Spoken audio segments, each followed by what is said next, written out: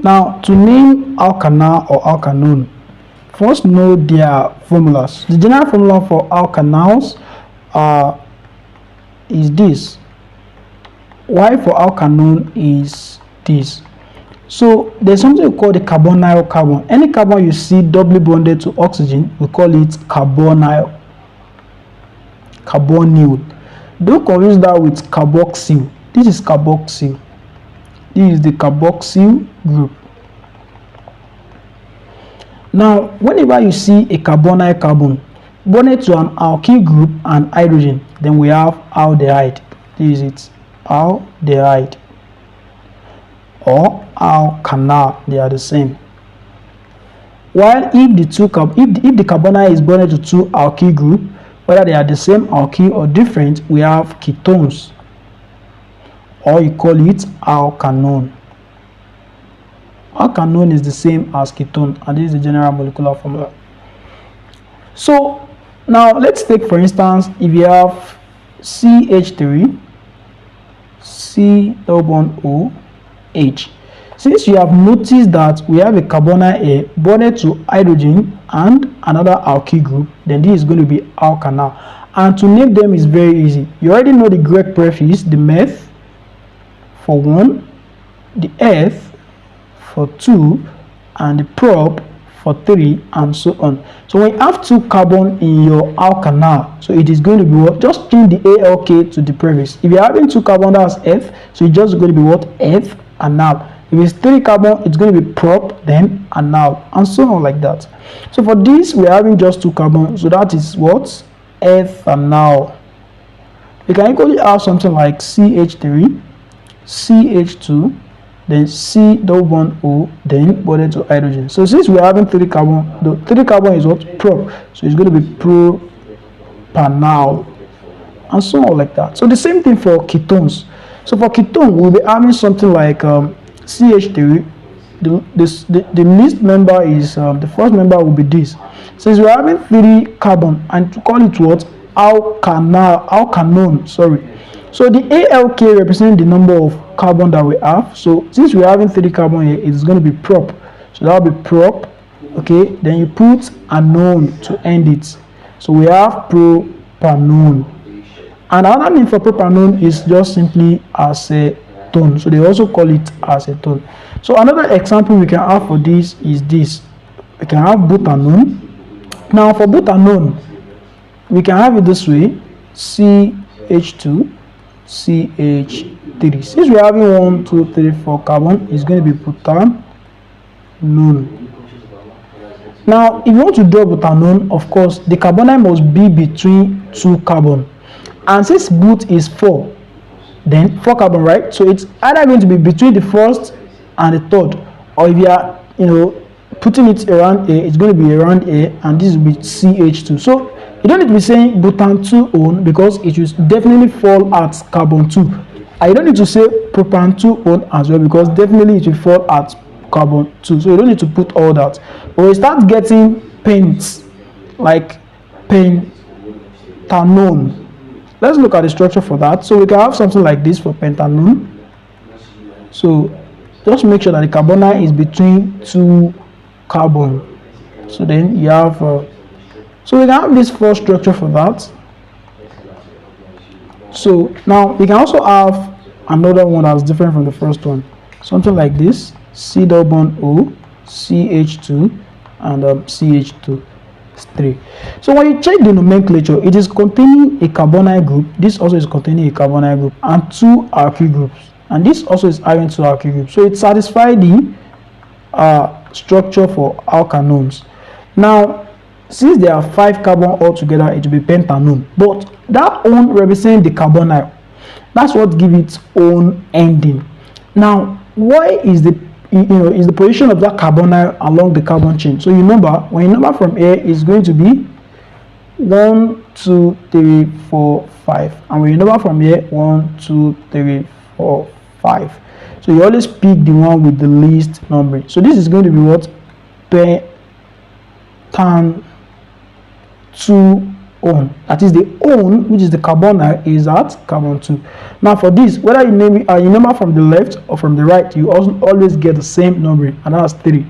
So this is going to be pentan 3 on.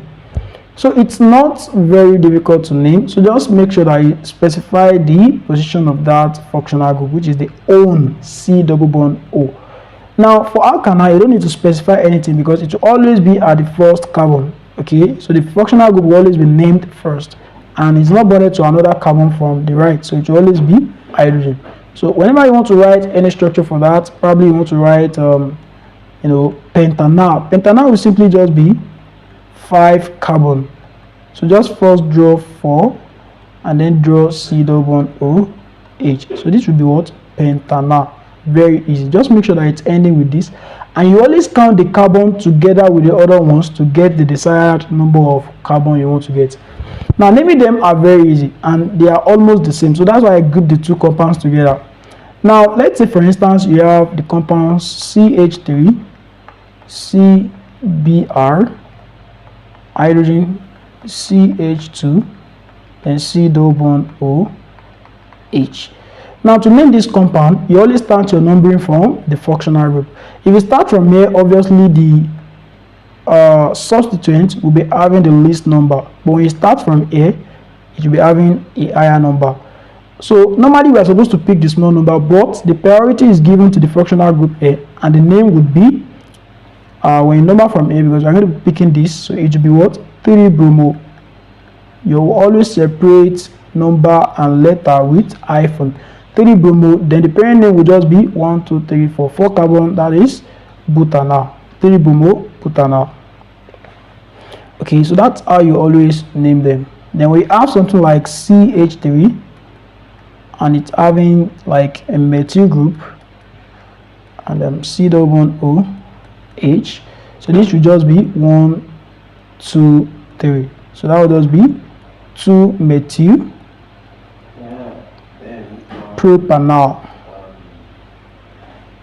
Also, we have something like this as well, similar to that, but it's an alkanone. So you name it similar way: C double bond O, CH3, and then you have CH3. So when you number from here, this will be 1, 2, 3, 4. While from here it will be 1, 2, 3, 4. So always pick the one that gives the least numbering to your functional group, and is the naming for the downward name numbering over here. So it will be the parent name will be 1, 2, 3, 4. That will be butanone.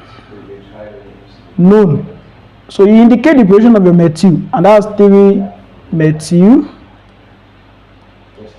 butanone. So that's just the naming for that. Very easy. Now let's look at even more tricky one. So let's say we're having H3C, CH3, and C double bond O. Then we have CH3 Br. Now first, when you number from here, we have 1, 2, 3, 4, 5. Okay, now the two substituents are at position 2 and 4. Don't forget, when you number from here as well, 1, 2, 3, 4, 5. Your functional group always fall at the same number. Now the one you consider next is the one that gives the lowest numbering to your substituent. When you check the upward numbering, that will be 2 and 4, and this also is 2 and 4. So 2 plus 4 is both 6, right? Now this bromine will come first because you will always number them alphabetically. So you will always give priority to the one with first letter. So that will be 2-bromo, then 4-methyl, then name would be 1, 2, 3, 4, 5. That would be pentanone, and the on is at the third carbon, so that would be pentan 3-on. Now I forgot to mention that sometimes as we are writing this to be pentan 3-on, it might also be written as 3-pentanone. So that's another way, and this could be written as 2-penta, okay, none, like that. So that means that here also we can write it as 2-bromo-4-methyl 3-pentanone. So that's another way of writing it. So yeah, so let's look at more examples. So we can have CH3.